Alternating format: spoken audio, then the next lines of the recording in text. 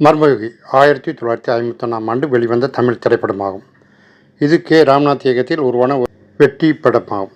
படத்தின் கதை மேரி கொரலியன் வெஞ்சான்ஸ் என்ற ஷேக்ஸ்பியரின் மேக்பெத் நாடகத்திலிருந்து எடுக்கப்பட்டது.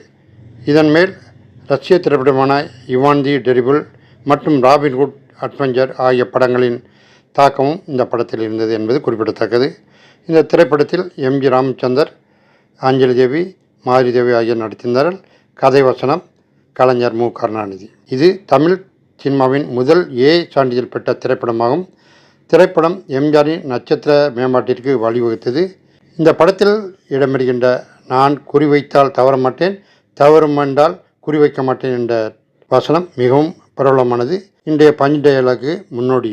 இந்த திரைப்படம் 1951 பிப்ரவரி 2 அன்று வெளியிடப்பட்டு வணிக ரீதியாக மிகப்பெரிய வெற்றி பெற்றது. இந்த மர்மயுகி திரைப்படம் தான் தமிழில் முதலில் ஏ சான்றிதழ் பெற்ற திரைப்படமாகும்.